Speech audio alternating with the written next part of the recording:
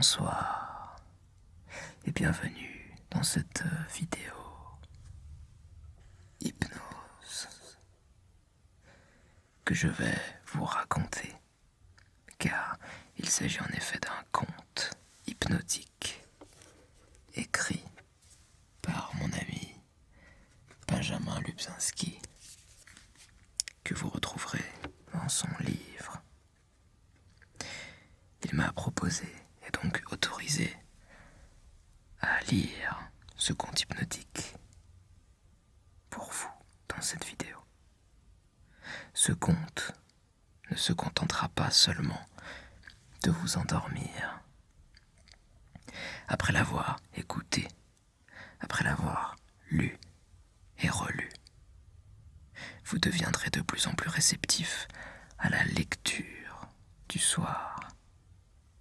Les livres sur votre table de chevet vous feront voyager de plus en plus. Une imagination plus vive, plus colorée, plus riche, et des rêveries douces qui l'interrompront jusqu'au moment où vous vous endormirez presque sans y faire attention.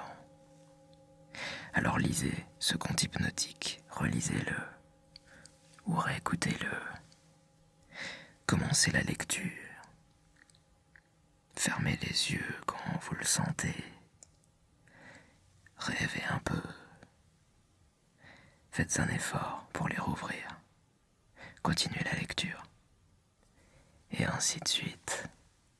Jusqu'à ce que la paresse du confort vous endorme tout à fait.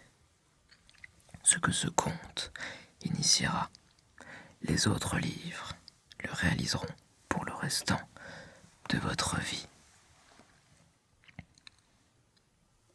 Un conte à dormir debout. Ce n'est qu'une fois allongé dans son lit que Ben se rendit compte à quel point il était fatigué. Malgré un fort sentiment de paresse, mélangé de lassitude qu'il sentait en lui, il prit le temps de balayer son corps pour en ressentir les différentes sensations. Il avait remarqué que cela lui apportait un sentiment de sérénité. Comment sont mes pieds? Je sens tous ces pas accumulés en une journée. Comment sont mes jambes? Tendues, fatiguées. Et ma respiration? Un peu courte, un peu rapide. Mes épaules, mon cou. Un peu dur, je devrais faire des pauses. Je suis trop sur l'ordinateur. Et les bras? Lourd. Il étira ses membres, mais prit le temps de mieux s'installer, jusqu'à être satisfait du confort obtenu. Et voilà, aussi confortable qu'un oiseau dans son nid. Il saisit un livre sur sa table de chevet, mais remarqua que les lettres dansaient sous ses yeux. Je crois que je suis prêt à dormir. Non, pas tout à fait. Je sens un fond de tension. Alors après s'être frotté les yeux et avoir remarqué que sa lampe de chevet, dont la lumière était trop faible, invitait plus au sommeil qu'à la fréquentation d'un livre, il força sa concentration et entreprit malgré tout de se plonger dans la lecture. Il devait être vraiment fatigué, car il lui sembla que l'ouvrage était trop lourd pour sa main, qu'elle ne pourrait pas longtemps le tenir. C'est marrant, mais plus je me concentre sur ma main, et plus il me semble qu'elle est faible. J'ai même l'impression qu'elle est ankylosée. Et je crois que si je continuais à observer, ma main serait comme paralysée. C'est comme un zoom. Plus je me concentre sur ma main, plus les sensations se renforcent. Et en même temps, moins je me soucie de l'extérieur, de mon lit, des meubles. C'est un peu comme si je devenais cette main. Et plus je pense, plus je rêve, plus ma main ressemble à quelque chose d'autre. Une main étrangère, inerte, bloquée dans son envol. Le temps aussi semble différent, car plus je regarde ma main, plus je me mets à rêver. Un peu comme cette sensation qu'on a lorsque l'on a trop lu et que le regard se perd dans la contemplation embrumée d'une rêverie. Une partie de moi est bien là, dans ce lit, en train d'essayer de lire. Mais une autre partie de moi est ailleurs. Je crois que plus je tourne mon regard à l'intérieur, plus je m'évade vers l'inconscient. Porté par cette idée, il ferma les paupières. C'est agréable de fermer les paupières. Quand on est fatigué, c'est le même plaisir que de se blottir dans les draps. Je suis en train d'essayer de lire et en même temps, je suis ailleurs.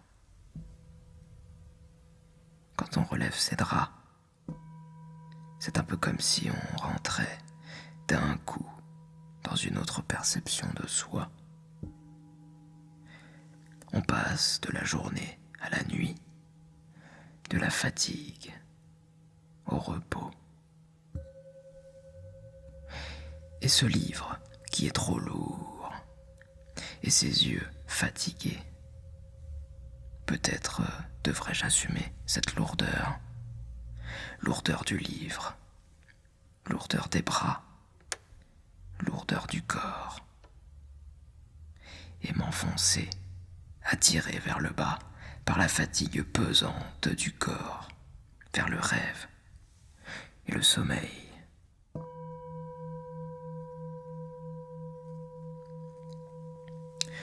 Quand on rêvasse, quand on ferme les yeux, que les images se succèdent, sans lien apparent, des couleurs, des formes, des souvenirs, des paysages, comme un collage de ressentis et d'imaginaire.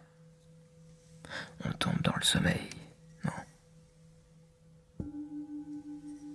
Rêvasser, c'est peut-être presque dormir.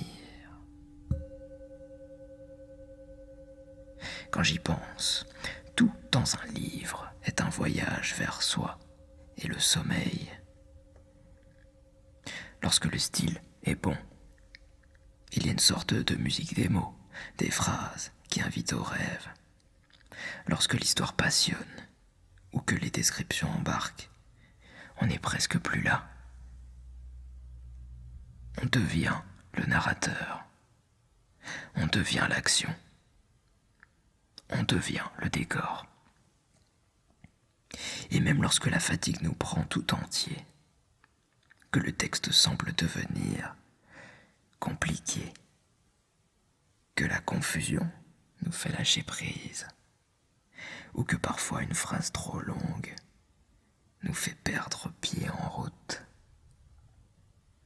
Je lis, donc je rêvasse. Je rêvasse, donc je rêve. Je rêve, donc une partie de moi a commencé à s'endormir. On l'appelle l'état hypnagogique, mais moi je l'appelle l'état lisière, l'état crépusculaire. Cet état limite entre la conscience et l'inconscience, entre la veille et le sommeil, entre la pensée et le rêve. C'est le moment où les formes des pensées se brouillent, où la volonté cesse d'ordonner la psyché. Les formes se brouillent, les pensées s'entrelacent. Tout devient ombre, rêve, sentiment. C'est le moment où le veilleur goûte les prémices du sommeil. Et dès que l'on se rend compte qu'on dort, il est déjà trop tard et on oublie qui l'on est. Comme il est doux, cet oubli de la nuit. Quelque dure que soit la journée, la nuit n'en est que plus douce. Les ennuis oubliés, les peurs apaisées, les douleurs abandonnées. Ben ne savait pas s'il dormait déjà ou s'il était en train de s'endormir. Là où il croyait tenir un livre, se trouvait un cahier.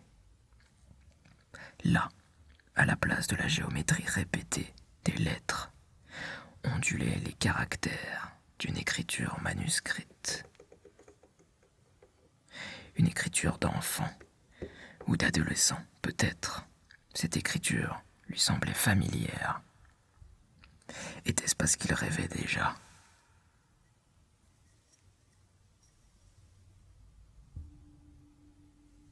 Souvent, on sait qu'on rêve parce que tout nous semble normal. Nous sommes un autre et c'est normal. Tout se suit sans causalité, porté par l'indolence du sommeil. Je rêve, ou est-ce mon écriture ? Il en faut si peu pour glisser dans le rêve. Un mot, une phrase particulière, dans un livre qui détache les amarres de la pensée consciente. Cette dernière perd du lest et s'envole vers l'imaginaire. Les nuages légers et clairs de l'inconscient. Alors que sa vue s'embrouillait et qu'il ne savait déjà plus s'il lisait un livre ou déchiffrait un cahier, il se souvint de cette phrase. Par une belle matinée du mois de mai, une élégante Amazone parcourait, sur une superbe jument alezane, les allées du bois de Boulogne. Pourquoi cette phrase lui était-elle revenue ? Cela n'avait aucun lien logique avec ce qu'il pensait ou expérimentait. Peut-être était-ce simplement l'émotion dans laquelle il se trouvait qui lui avait fait franchir les années pour retrouver cette phrase de Camus. Ah oui, c'est lui l'auteur. Ça doit être dans La Peste. Quel autre livre ? Joseph Krant, le nom du personnage. C'est étonnant ce dont on peut se rappeler. C'est bien vrai, on ne sait plus que l'on ne savait, que l'on savait. Joseph Krant essaie d'écrire un livre, mais il n'en a que la première phrase en tête. Il veut qu'elle soit parfaite. Alors il s'arrête toujours dessus, la réécrit inlassablement. Je ne sais pas si l'on peut dire qu'il ne finit pas son livre, puisqu'il ne semble pas pouvoir le commencer.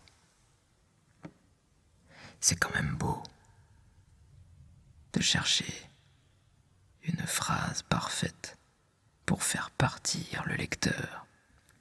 Au fond, qu'est-ce qui fait voyager l'esprit ?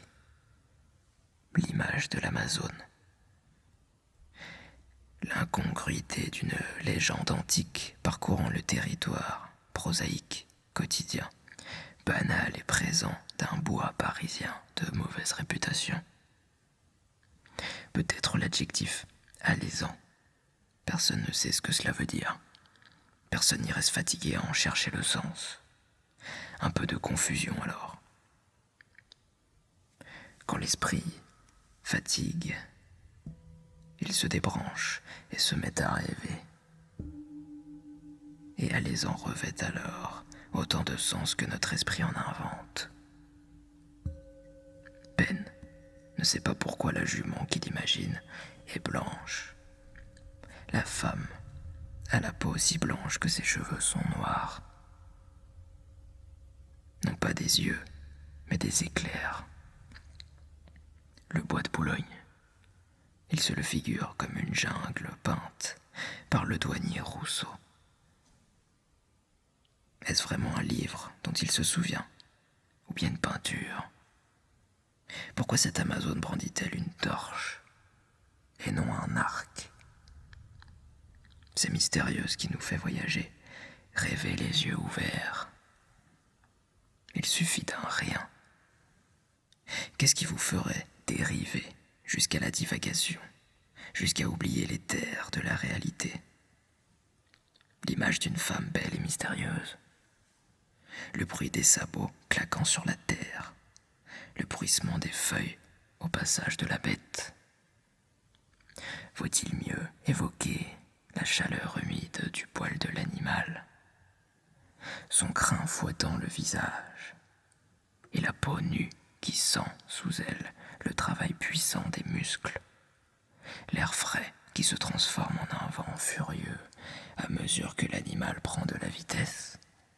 Ou faudrait-il parler de l'odeur âcre de la jument qui se mélange aux odeurs de terre, de sous-bois, qu'interrompt parfois l'odeur plus fraîche et légère des fleurs de mai? Je ne sais pas ce que cela veut dire. Je suis si triste. Une légende des temps anciens. Elle ne sort pas de mon esprit. Cette fois-ci, ce sont les vers d'Heinrich Heine, la Loreley. Femme sirène envoûtante. Les marins, emportés par les flots rageurs du Rhin, la contemplent. Elle est si haute sur la falaise, eux, si bas qui se noient. Pourquoi ces vers? Pourquoi maintenant? L'esprit ne cesse de voyager. Une autre légende, une autre femme dangereuse, la peau blanche, laiteuse comme l'écume des vagues, l'évocation de la vitesse des flots. Ben ne cesse de rêver. Est-il déjà en train de dormir? Il lutte pour ne pas fermer les yeux. À chaque fois qu'il cligne des yeux, il doit se battre pour les rouvrir. Un immense effort pour ne pas les fermer définitivement. Écarquiller, tenir grand ouvert ses yeux. Ça y est, ils sont ouverts. Ou pas.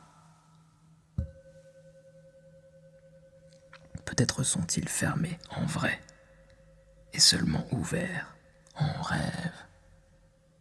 Comment savoir si on dort? Ben sait qu'il doit faire quelque chose avant de se laisser glisser tout à fait dans l'agréable néant du sommeil. Il doit regarder son bras. Ah non, ce n'est pas ça. Il l'a déjà fait. Et pourtant, son bras est là, immobile dans les airs, paralysé. Il n'a plus de poids. C'est presque comme s'il ne lui appartenait plus. Dissocié du reste de son corps, il ne sait pas s'il pourrait en reprendre le contrôle. À vrai dire, non. C'est si bon de sentir son corps vous échapper. Le laisser comme gelé dans un temps suspendu. Un éternel présent. Et s'il décidait de laisser cette sensation se propager? Sa main immobile dans un vol stationnaire. Son avant-bras figé comme une sculpture. Il ne faudrait pas beaucoup d'efforts pour laisser le reste de son bras dans cette douce immobilité. Le reste peut suivre facilement. le torse, les jambes. Ils sont déjà si lourds, enfoncés dans un lit si confortable. Et la chaleur des draps qui engourdit tout le corps et même l'esprit. Mais il faudra fermer les yeux ensuite. Accepter que la conscience se paralyse et se laisse emporter tel un rondin de bois sur les flots d'un fleuve. Se laisser emporter dans le courant des rêves. Comment s'appelle ce fleuve déjà? Le Styx, le Lété, celui dont les eaux font tout oublier. Celui qui en bois finit-il par s'endormir? Ben se dit que le sommeil est le remède à tout, à la conscience malheureuse qui pense trop, à la douleur des corps, la fatigue des jours, à la monotonie de la vie. N'a-t-il pas déjà pensé la même chose un instant plus tôt? Ou est-ce une impression de déjà-vu? Lorsque l'esprit, fatigué, inverse le temps et prend les causes pour les conséquences. Ainsi naît cette impression de déjà connaître un futur immédiat. Ben se dit donc que le sommeil fait tout oublier et que de son néant naissent toutes les possibilités, de toutes les imaginations. Dans la réalité muante des rêves, je serai papillon, lion, homme, femme, observateur d'une histoire qui se déroule, une histoire réaliste, une fantaisie sans queue ni tête. Peut-on se souvenir qu'on a oublié quelque chose? N'est-ce pas pur paradoxe? Ça devrait être impossible, non? Pourtant, Ben savait qu'il avait oublié quelque chose d'important. Peut-être alors ne l'avait-il qu'à moitié oublié. C'est-à-dire oublié consciemment. Le souvenir, lui, devait exister à un niveau inconscient. Ben devait faire quelque chose. Ben devait se souvenir de quelque chose. Encore un effort avant de dormir. Ne tombons pas dans le tendre piège que certains livres vous tendent. On se laisse facilement séduire par les apparences. Il suffit d'une jolie édition. Un coup d'œil fugitif lancé sur la silhouette de sa tranche. Alors, on veut savoir son titre. Il attire l'attention et la belle image qui s'imprime en première de page suffit à cultiver en soi le mystère de délices insoupçonnées. Mais on n'est pas naïf. On veut être sûr que ces appâts ne se résument pas à un extérieur attirant. On lit par prudence la 4e de couverture. Veut-on vraiment la connaître? Ou bien cherche-t-on seulement à vérifier s'il correspond au rêve que l'on se fait déjà? On va bien lire quelques lignes, les premières ou les dernières, peut-être une page au hasard. Mais déjà, son avis est fait. On sait si on la veut. Plus tard vient le temps de la lecture. Et soit c'est mieux que ce que l'on se l'était imaginé, soit ça ne l'est pas. Ben se souvient de la recherche du temps perdu. Il était tombé amoureux de ce titre et le nom du premier volume, du côté de chez Swann. Quelle élégance! Émergeant de sa torpeur comme une prière adressée à Hypnos, le dieu sommeil, l'incipit de l'œuvre. Longtemps je me suis couché de bonne heure. Parfois, à peine ma bougie éteinte, mes yeux se fermaient si vite que je n'avais pas le temps de me dire « Je m'endors ». Pourquoi n'avait-il jamais fini le premier tome de la recherche du temps perdu? Chaque tentative de lecture se finissait en profond sommeil. Combien de fois avait-il voulu dépasser le premier chapitre? 10, 15, davantage. Il aimait le style de l'auteur. Il aimait la nostalgie de l'enfance qui infusait chaque page. Il allait même jusqu'à apprécier le parfum léger de la perversion, celui qui exhalait le complexe de type du petit Marcel pour sa maman trop aimée. Non, ce n'était pas ça. Ce qui l'emportait plus loin que l'imagination, jusqu'au pays des rêves, c'était la longueur des phrases et la lenteur qui en émanait, semblant ralentir le temps. La petite musique qui semblait vibrer depuis le texte était semblable à la langueur d'une boîte à musique. Ce n'est pas qu'il ne se passe rien dans Proust. C'est seulement que tout arrive très, très lentement. C'est le contraire du suspense. Pas de tension. On ne dévore pas les pages. On se laisse bercer par elles, dans le souvenir figé d'un éternel passé. Comment résister au sommeil dans ces conditions?